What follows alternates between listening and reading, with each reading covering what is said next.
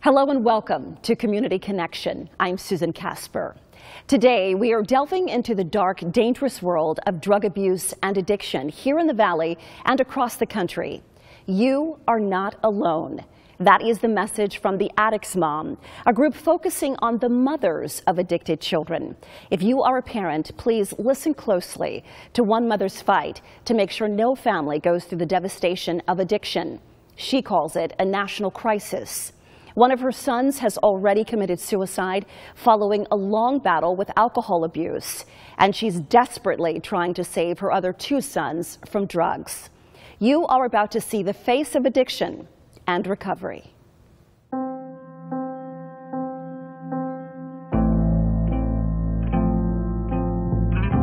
I've used marijuana, I've used cocaine, I've used heroin, I've used alcohol, I've used Valium, I've used Xanax, I've used mushrooms, I've used spice, I've used bath salts.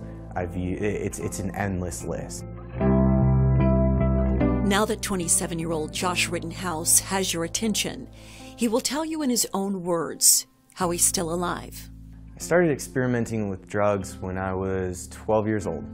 The first drug that I ever tried was actually marijuana. Marijuana, the so-called gateway drug.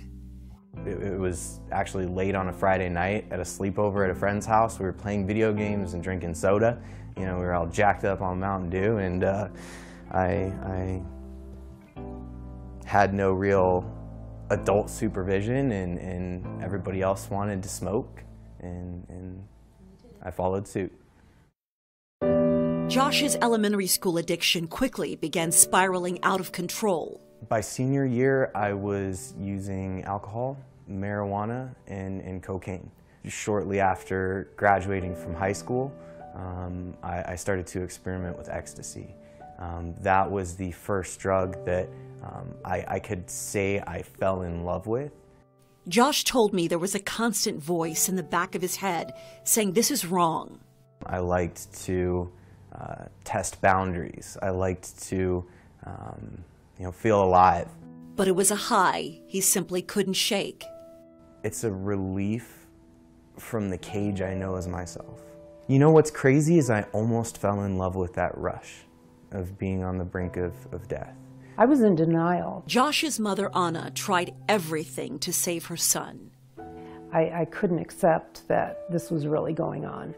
And I kept trying to have the perfect family and make everything right and control it out of existence. And I failed miserably. He was an athlete, and he was so gifted and so good. And at the same time, he was doing drugs, and I had no clue.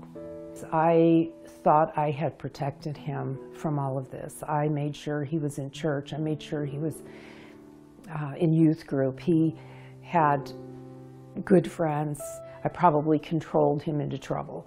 And I recognize that now, having, reached out and attended 12-step meetings myself, and the information that I've gained from being on the Addict's Mom. The Addict's Mom is a nationwide organization for moms and dads to vent, seek help, and find resources.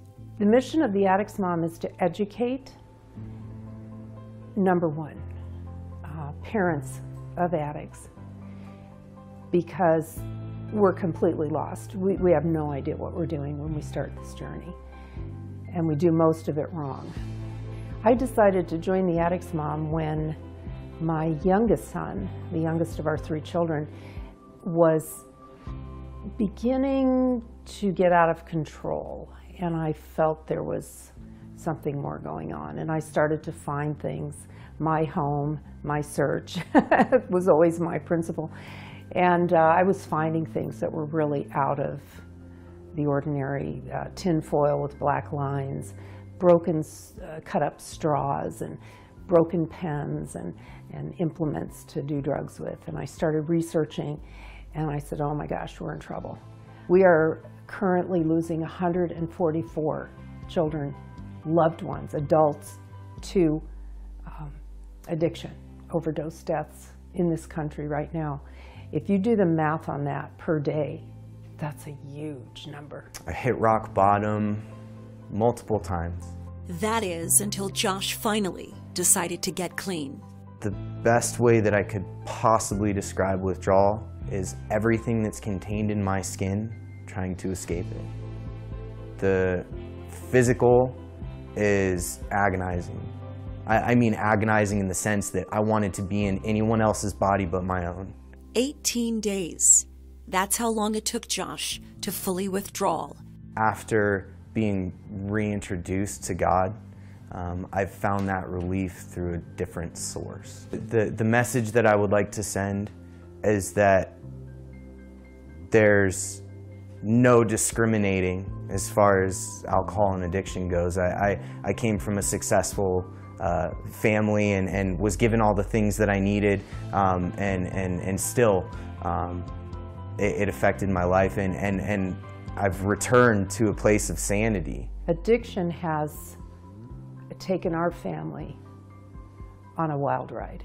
Absolutely the three things that no one should ever say about any situation is not my child, because it can be your child tomorrow.